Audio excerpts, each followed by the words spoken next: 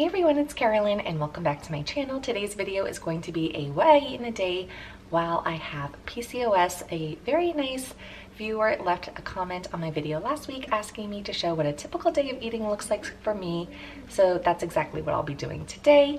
Not only will I be showing and explaining everything that I'm going to be eating, but I'm also going to explain why I'm eating it and how it helps me to manage my PCOS, balance my hormones, and reverse my insulin resistance, as well as lose weight.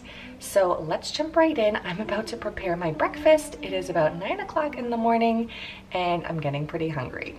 So I have a whole bunch of potatoes, I have some pepper and onion, and I'm going to be making a big batch of breakfast potatoes. This is a great option if you like to meal prep your breakfast a few days at a time because it holds up and reheats really well. So for my breakfast, I like to do a combination of protein and carbohydrates. I eat a really high protein breakfast. I'm talking like 30 to 40 grams of protein just at breakfast.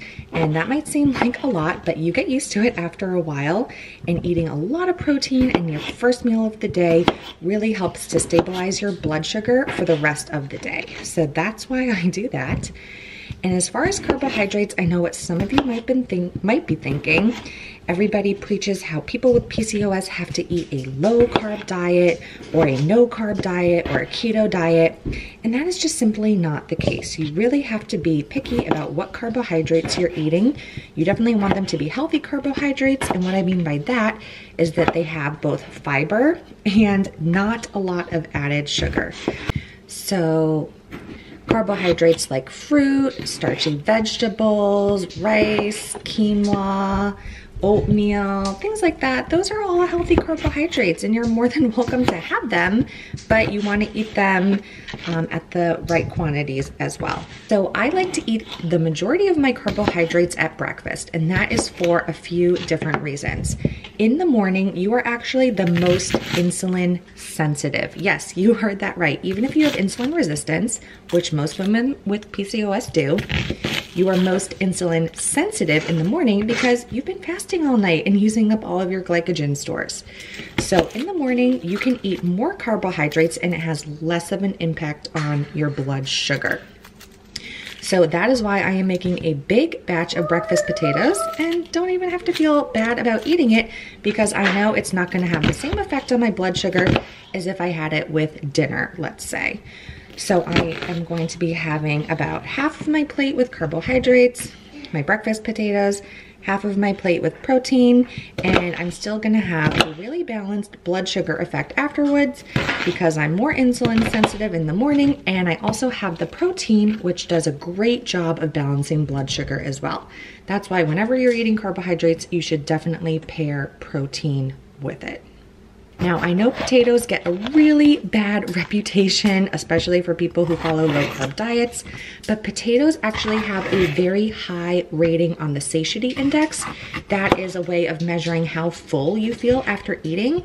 So if you're eating potatoes, you're gonna feel full for a really long time, which means you're probably gonna be full until your next meal. And that is another great way to help balance your blood sugar, is to just eat your meals and not snack in between. That way your blood sugar isn't constantly on this up and down roller coaster. So I try not to snack in between my meals. I just eat 3 real hearty meals per day, and I am still losing weight, so don't worry about eating until you're full. You definitely want to eat till you're full so that you're not constantly snacking. So potatoes are okay. I eat them in the morning so they have less of an effect on my blood sugar. They have a really high satiety index, so I'm going to be full until my next meal, and I'm going to balance everything with a ton of protein, which I'll show you in a little while. So I have all of my vegetables chopped for my breakfast potatoes. I just do potatoes, onion, and then I always like to throw in some vegetables whenever I'm making a savory dish. So I just chopped up a pepper too. So I'm gonna season this and air fry them. Okay, so I'm just gonna get these seasoned. I'm using some extra virgin olive oil. I'm also going to add in some paprika. That adds really great color.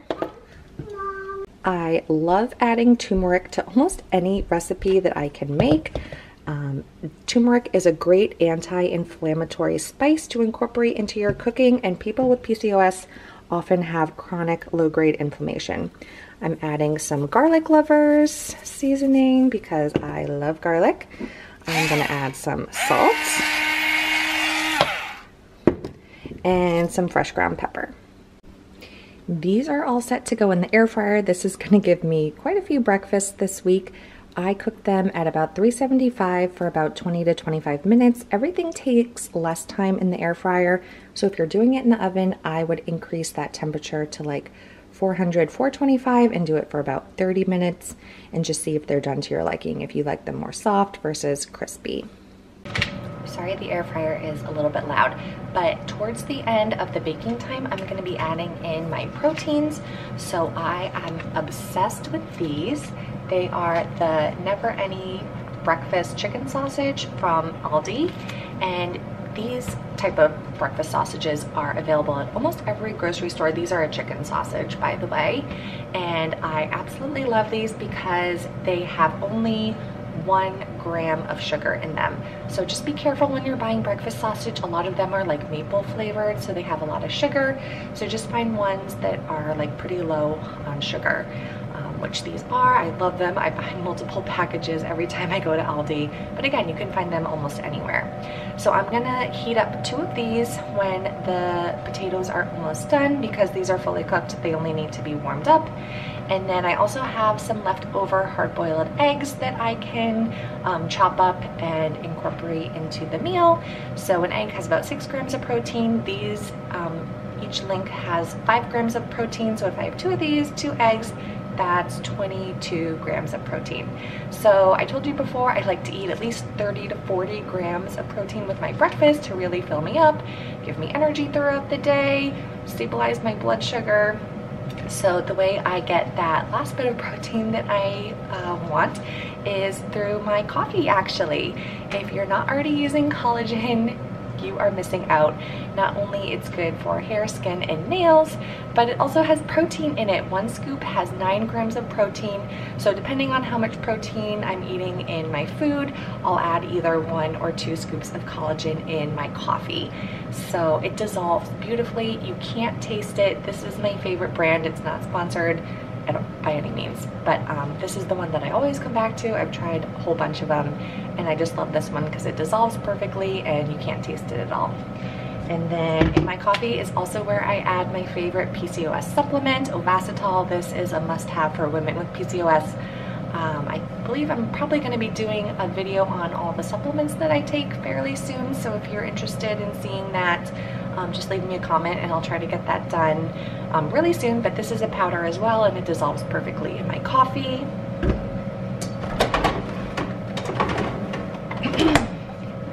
And then for creamer, since I'm dairy free, I have been using these for quite a few years now. These are the Nut Pods. They are Whole30 approved. They are dairy free, they're sugar free, they taste really good, they make your coffee nice and creamy. So I do enjoy 1 cup of coffee a day. I used to drink a lot more coffee because I was always super fatigued all the time because of my hormone imbalances, but I cut it down to 1 cup a day. I don't think it affects me negatively in any way. I know some people say you can increase your cortisol levels, but I'm just not at that point where I'm ready to give it up. So I will check back when everything is all done.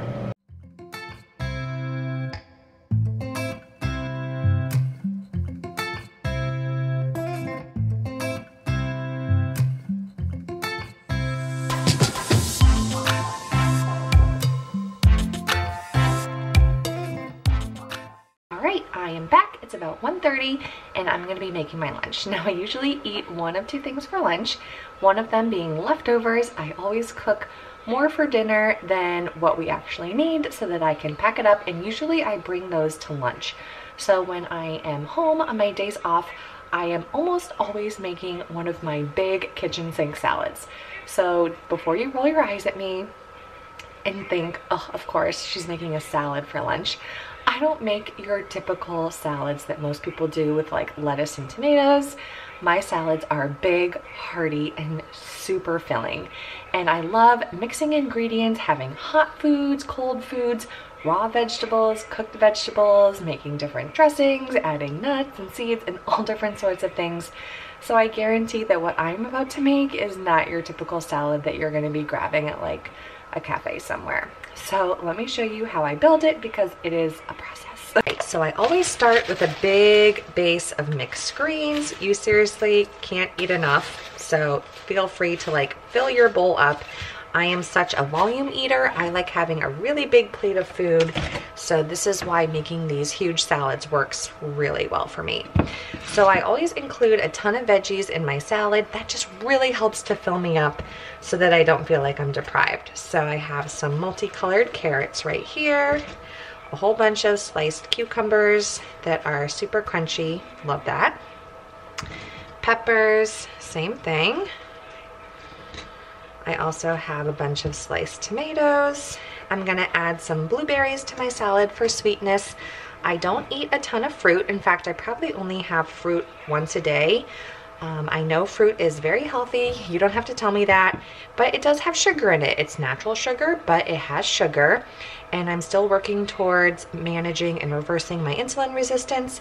So unless you're having a giant fruit smoothie every single day, like how much fruit are people really eating? Like one serving of fruit a day seems pretty reasonable to me.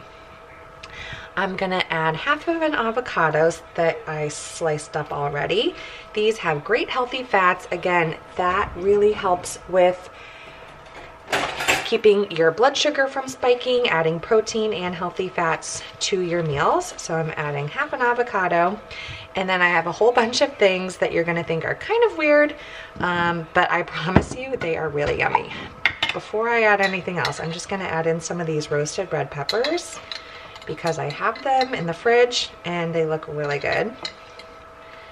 All right, so you're gonna think I'm a little nuts, but I'm gonna be adding some kimchi and some sauerkraut to my salad. Now I have been really diving deep into learning all about intestinal health and about how the foods we eat affect the health of our gut, and how the gut is actually responsible for so much more than just digesting food.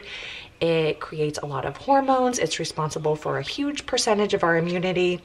So instead of taking probiotics and things like that that come in like pills and capsules, you can actually just eat a small amount of fermented food every day. Like seriously, just a little forkful is all that you need. And those are like magic for feeding those super important probiotic bacteria that live in our gut. And it's gonna seriously help your gut so much. I'm just adding a little tiny bit. That's all that you need. Now, another thing that you might think is a little strange, I just have to find a tablespoon, is I am adding some pumpkin seeds and some ground up sesame seeds. I'm doing something called seed cycling. This is only the second month that I've been doing it, but it is an amazing all natural way to help balance your hormones using only seeds. So you use different seeds at different times of the month. You don't even have to be menstruating to do this. Seriously, any woman can do it. Since I've only been doing it for 2 months, I haven't done a video on it, but I'd be happy to link an article in the description box if you want to read up about it. Probably in another month or two, I'll do a video on it, letting you know how it's been working for me. But now that I have all of my veggies and my nuts and seeds and everything, I'm gonna add some protein. Usually if I have leftover protein from dinner, I'll just heat it up, throw it on the salad. But since I don't, I'm just gonna be using this package of frozen grilled chicken. I just popped it in the air fryer for like 8 minutes and it's already done. Might be a little overdone actually. But I also love making tuna salad. That's another thing that I love putting on my salads.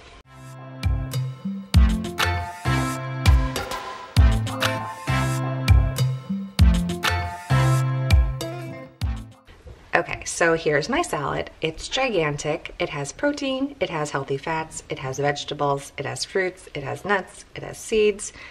It has every single food group that you need to give you all the nutrition that you need to power through the rest of your day. So for dressing, sometimes I just do oil and vinegar, but I'm using this dairy-free ranch. I got it from Thrive Market, and I'm just gonna drizzle a little bit of that on top. And I can't wait to dig in. This is gonna be delicious. Seriously, salads can fill you up. I actually have my husband hooked on eating salad too. He's working from home due to the pandemic, and he eats one of these salads like 3 to 4 days a week probably. So I'm gonna go devour this and I'll see you at dinner.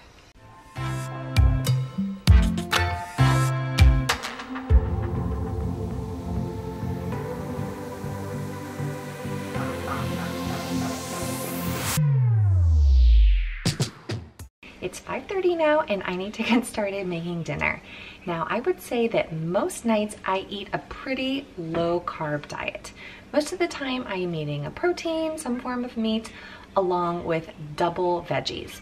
So people might think that that's a little bit restrictive, but it actually took me a while to wrap my head around it too.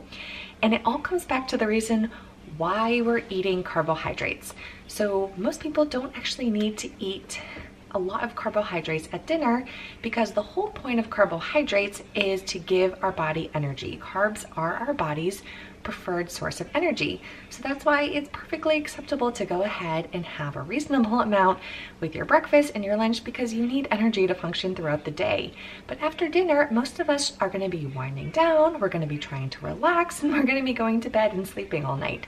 So our bodies don't actually need carbohydrates because we don't actually need a lot of energy after dinner. Most of us at least. So that sort of helps me to wrap my head around eating a more low or moderately low carb dinner. I would say at least like 5 out of 7 nights a week. So I have so many amazing low carb swaps for all my favorite foods.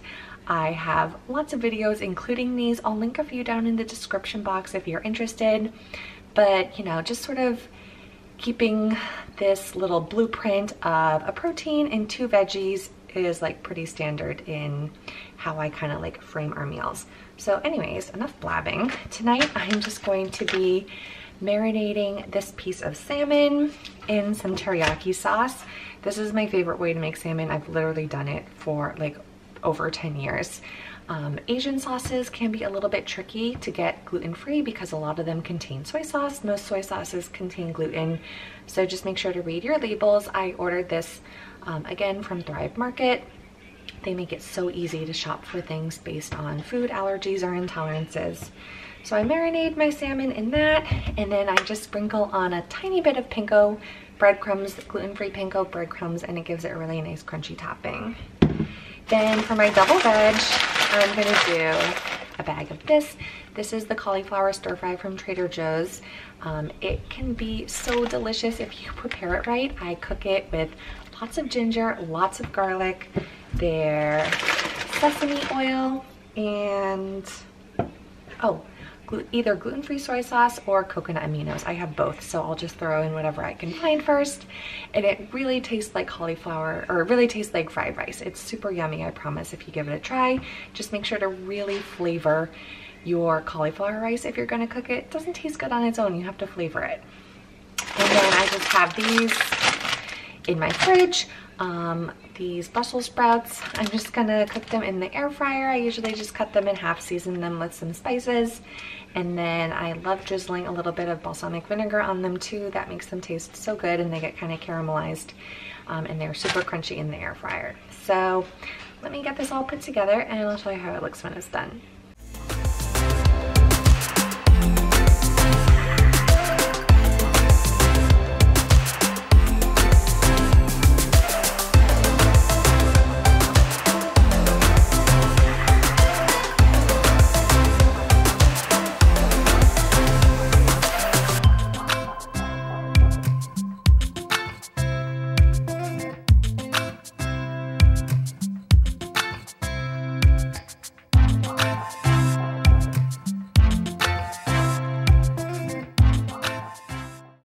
Alright, so that's going to be the end of this video. This is a pretty typical day of eating for me. Just to sort of recap, I have a high protein breakfast paired along with some healthy gluten-free low sugar carbohydrates to help fuel me up for my day. Lunch is either usually leftovers from the night before's dinner or one of my big hearty salads with plenty of veggies and protein to help get me through the afternoon. Dinner is usually fairly low carbohydrate, usually just a combination of protein and veggies. Not every single night of the week. People have to live, I understand, but I would say like 5 out of 7 nights a week, I try and eat a pretty low carb dinner. So that actually is really all that I eat in a day. I really try not to eat after dinner. Again, people have to live. I know sometimes you want to have dessert, but I would say most nights, like 6 out of 7 nights, I don't have anything after dinner. Sometimes I'll have tea if I like just want to enjoy something while I'm like watching a show. I'll have some caffeine-free tea. But I find that not eating after dinner has been a game changer for losing weight with PCOS. That is huge if you have insulin resistance. You really want to give your body at least 13 hours of not eating overnight to really get your insulin levels down. And it is so important for reversing insulin resistance if you have it, and if you want to lose weight with PCOS, it's really going to help you with that as well. So that's it for this video. I hope it was helpful. Please, if you have any questions, leave them down in the comments. I'll be sure to answer them all, and I hope I'll see you in my next video. Bye.